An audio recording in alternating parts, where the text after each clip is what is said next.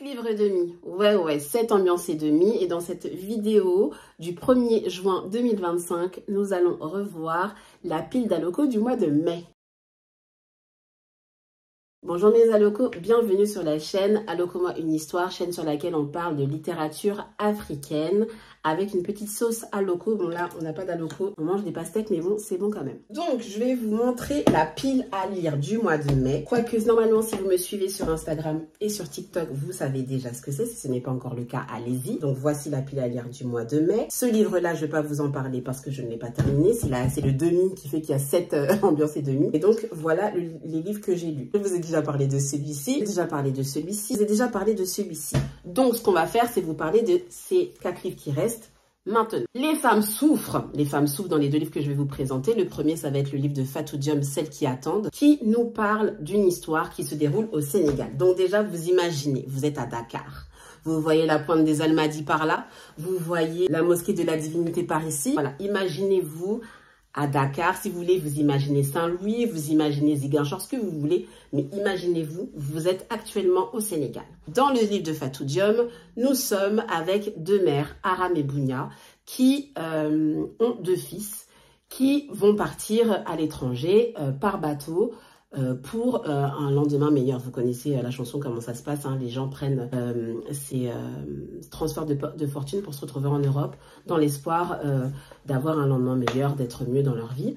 Et donc, les 2 fils-là, Lamine et Issa, sont tous les 2 mariés. Donc, Issa est marié avec Kumba, tandis que Lamine est marié avec Daba. Je ne vais pas vous raconter le livre, mais en tout cas, ce que vous pouvez retenir de ce livre-là, c'est que les femmes souffrent. Vous allez voir des femmes, les mamans qui attendent d'avoir des nouvelles de leurs enfants, et elles n'en ont pas eu pendant un moment.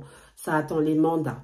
Les femmes qui attendent d'avoir des nouvelles de leur mari. Une femme qui est enceinte alors que son mari est à l'étranger. Et c'est pas pour un business d'affaires, hein, vous avez bien compris. Une femme qui s'est mariée avec un homme qu'elle a côtoyé, mais ils n'ont pas eu de rapport intime. C'est d'abord, en fait, elle s'est mariée avec Lamine à distance.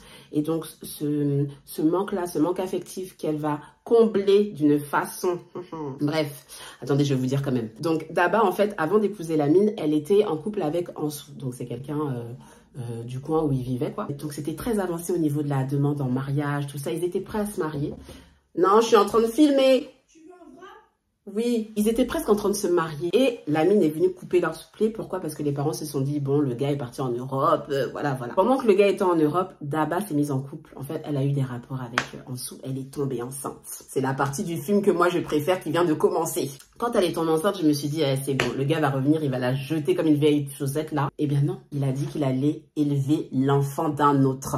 Quand il a dit ça, je me suis dit, oh, faites le film. Je veux voir la suite. Franchement, je me suis dit, mais est-ce qu'il y a beaucoup d'hommes qui font ça? Et moi, c'est vraiment ce qui m'a plu dans le livre. Bon, bien sûr, la plume de Fatou Diom, son humour, parce qu'en fait, c'est ça qui est riche dans son livre. C'est le 2e ouvrage d'elle que je lis. Et elle a une facilité à nous faire des punchlines magnifiques en pleine narration. Et puis après, ça repart, en fait. Dans Le Ventre de l'Atlantique, comme dans ce livre-là, c'est pareil, franchement. Quittez le Sénégal, prenez l'avion. Allez directement à l'aéroport. Direction le Cameroun. Direction Yaoundé. Je suis désolée, je ne connais pas aussi bien le Cameroun que le Sénégal en termes de place. Mais on est à Yaoundé. Voilà, vous êtes là, dans les belles places du Cameroun. Parce que le Cameroun, c'est un joli pays. Hein, contrairement à ce qu'on veut nous faire croire. Bref, en tout cas, direction le harem du roi de Djaïli Amadou Amal.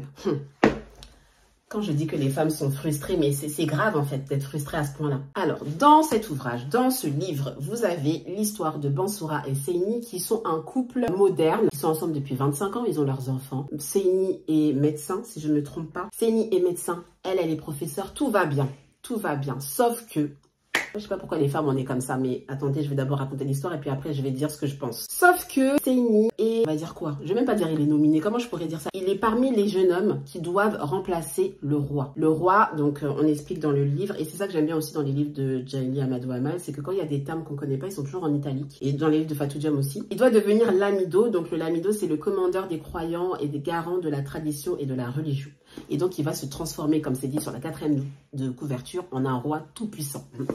Et en fait, là, c'est-à-dire que Bansoura, tous les principes qu'elle avait, tous les trucs qu'elle devait faire avec son mari, les habitudes qu'ils avaient, tout s'est fini à l'instant où il est devenu lamido. Il a commencé à avoir des relations avec les soupirantes qui étaient au palais, d'où le terme le harem du roi, puisqu'il y a beaucoup de femmes. Elle, certes, c'est l'épouse, mais il y a les soupirantes qui sont là. Et attention, ce n'est pas de la polygamie. Attention, ce ne sont pas ses épouses, ce sont des soupirantes. Donc, en fait, il faut qu'elle s'assoie sur chacun de ses principes dans tout le livre. Ça a été ça tout le temps. Il y a un exemple, car par exemple, elle voulait aller à Yaoundé. Elle ne pouvait pas prendre la voiture parce qu'en fait, il fallait d'abord demander à une telle personne de demander la permission. En fait, c'était que ça. Pendant tout le livre, vous allez voir Bansoura qui s'assoit sur chacun de ses principes pour que son mari soit bien, en fait. Ah là là. Et la petite chose que je voulais rajouter, c'est les femmes, les filles, quand vous voulez vous marier avec quelqu'un et que vous savez qu'il y a un petit truc là qui est dans l'air, ne pensez pas que ça va pas arriver. Donc, Seyni, lui, son père était lamido et sa mère était soupirante. Donc, en fait, il était éligible pour être lamido. Mais Bansoura s'est jamais dit que ça allait arriver. Il faut jamais se dire ça, en fait. Non, faut jamais se dire ça. C'est une possibilité. Même si c'est une possibilité sur 1000, ça peut arriver. Donc, voilà. Une autre frustrée. Ah, comment j'étais contente de lire ce livre. On va commencer par celui-ci. Ce livre-là, tout le monde doit l'avoir lu. Je suis désolée si vous êtes d'origine africaine, d'origine ouest-africaine, d'origine malienne, vous devez avoir lu ce livre. Parce que les gens, ils sont là, Game of Thrones et tout. Et je suis désolée, en Game of Thrones, ça a commencé ici. Hein. C'est dans ça que ça a commencé, Game of Thrones. Hein. Quand vous voyez... Attends, en parlant de Game of Thrones même, est-ce que vous vous souvenez? Moi, je n'ai pas regardé la dernière saison parce que, voilà. Mais en fait, quand vous réfléchissez bien, je suis désolée, mais Soundiata Keita, c'est un Game of Thrones, en fait. Souvenez-vous bien de Game of Thrones. Hein. Faites le parallèle. J'ai oublié le nom des personnages, mais le gars qui est tombé de la falaise, là, parce qu'il a vu le frère et la sœur qui étaient en train de faire leur... il est devenu roi après. C'est pas l'histoire de Soundiata Keita, ça, hein? Parce que Soundiata Keita, que vous ayez regardé Kirikou ou non, hein, comme je l'ai dit sur Instagram, normalement, vous connaissez un peu l'histoire. Il marchait pas, il a marché très tard, et puis après, quand il a commencé à marcher, voilà, vous connaissez l'histoire. Je vais pas vous la raconter, allez la lire, mais je suis désolée. Le fait qu'un homme comme ça, un grand homme, on a dit depuis le départ que c'était un grand homme. C'est-à-dire, il n'était même pas encore conçu. Et son père, quand il a épousé sa mère, malgré la laideur, parce que c'est eux qui disent que la femme est vilaine, malgré la laideur de la femme, il l'a épousé parce qu'il savait qu'il allait avoir un enfant prodigue. L'enfant prodigue, il est parti dans un coin. Il a des alliances, jusqu'à... Il a battu le méchant. Si ça, c'est pas un Game of Thrones, excusez-moi. Bref, en tout cas, allez lire ce livre. Je vais pas vous raconter ce qu'il y a dedans, mais tout ça pour dire que les racines, c'est très important. Et pour être beaucoup plus sérieuse, pourquoi moi j'ai aimé ce livre-là? Parce que, comme je vous l'ai dit, ça raconte l'histoire de Soundiata Keita. Et que c'est très important, je pense, pour pouvoir ensuite comprendre l'histoire de l'Afrique subsaharienne.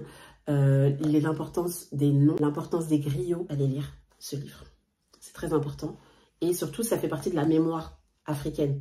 Ça fait partie de la mémoire africaine. C'est des noms qu'on ne doit pas oublier. C'est des noms qui doivent passer d'année en année. Bref, vous êtes enfant, vous êtes adulte, vous ne l'avez pas encore lu, lisez-le.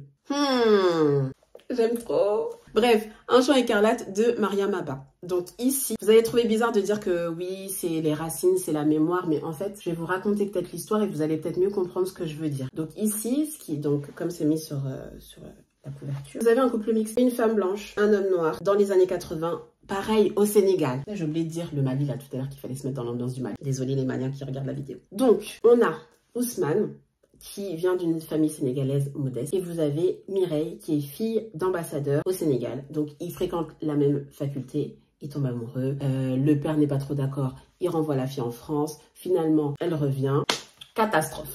Et je me suis dit, mais les hommes, ils ont quel problème? T'avais plein de femmes là, sénégalaises à ta portée. Tu dis, c'est une femme blanche que tu veux, il n'y a pas de problème. C'est pas du tout le propos du tout. C'est pas ça le propos. La chose que je dis, c'est pourquoi je vous ai dit mémoire. Parce que en fait, moi, quand j'ai lu le livre, je me suis dit, Ousmane, en fait, fait partie de ces genres d'hommes qui vont à l'étranger ou qui vont épouser quelqu'un d'une autre ethnie que lui, une autre ethnie, une autre origine, bref, un autre pays. Et qui vont là maintenant se rendre compte de la valeur de ce que c'est d'être sénégalais. Parce qu'en fait, c'est ça qui se passe. C'est que Ousmane, quand il était avec Mireille, c'était limite, il avait envie de, je sais pas, enlever tout le côté sénégalais qu'il a en lui. Voilà, il avait envie de se blanchir la peau, entre guillemets. Et là, il s'est mis avec une femme blanche, il l'a fait venir au Sénégal. Donc, je sais pas, en fait, je sais même pas s'il se rend compte du choc culturel que ça a dû être pour elle, le choc culturel que ça a dû être pour elle, le fait de se faire accepter dans la famille, alors que de toute façon, sa belle-mère ne l'accepte pas du tout. Tout ça, plus vous connaissez les habitudes des gars. Il y a une habitude d'ailleurs que je me suis dit, c'est un moment où Ousmane, en fait, fait venir ses amis à la maison, et en fait, Mireille, elle en a marre, parce qu'elle, elle n'a pas été éduquée comme ça, en fait. Et on voit vraiment le choc des cultures, et je me suis dit, mais en fait,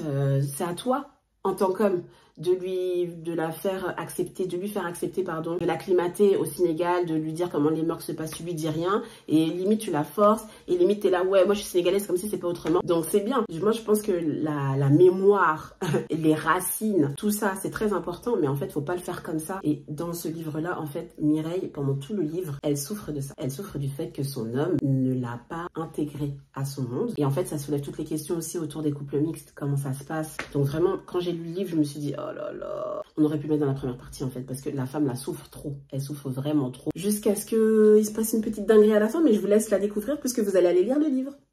La troisième partie, c'est sur les autres livres de la semaine que j'ai lus, mais je vous les ai présentés sur Instagram. C'était ceux qui faisaient partie de la collection Aloko adaptée. Donc, j'espère que vous avez vu les contenus. Et si vous ne les avez pas vus, de toute façon, je vous les mets en barre d'infos pour que vous puissiez aller les voir si vous êtes en retard. Et en fait, on va faire une quatrième partie. Ça, je ne vous l'ai pas dit, mais ça, c'est le petit teasing du mois de juin. Puisque donc le mois de juin commence aujourd'hui et je sais pas vous, en fait je vais pas vous dire c'est qui l'auteur, vous allez deviner par vous-même si vous voyez de quoi je parle. En fait, quand je vais, je suis partie à, comment on appelle la librairie là, oh mon dieu, Présence Africaine. Je suis partie à Présence Africaine il y a le mois dernier. C'est des livres qui m'ont toujours attirée, de par leur couverture, des livres très colorés. Normalement, si je vous dis ça, normalement ça doit vous donner un indice. L'autre indice que je vais vous dire, c'est que c'est un auteur qui est d'origine congolaise, Congo-Brazzaville, qui est juriste de formation, qui est professeur de littérature francophone et qui a fait plein de livres et qu'on voit très souvent les émissions littéraires. Donc normalement, vous devriez savoir de qui je parle. Et donc pendant tout le mois de juin, on va lire, enfin je vais lire ses œuvres. Et de toute façon, si vous voulez en savoir plus, je vais présenter tout ça sur Instagram comme d'habitude. Et puis vous aurez des vidéos tous les vendredis à 20 h, puisque maintenant, les vidéos YouTube, c'est le vendredi à 20 h. Et le premier du mois, vous aurez donc une vidéo comme ça où je vais vous parler de ma pile d'Aloko du mois et vous dire les petits trucs qui sont intéressants, voilà. Bref, j'espère que cette vidéo vous a plu, mais en tout cas, ça m'a plu de la faire. J'ai hâte de lire les livres de l'auteur dont je vous ai parlé et de vous les partager. Je vous fais plein de gros bisous et je vous attends sur les différentes plateformes. Bye!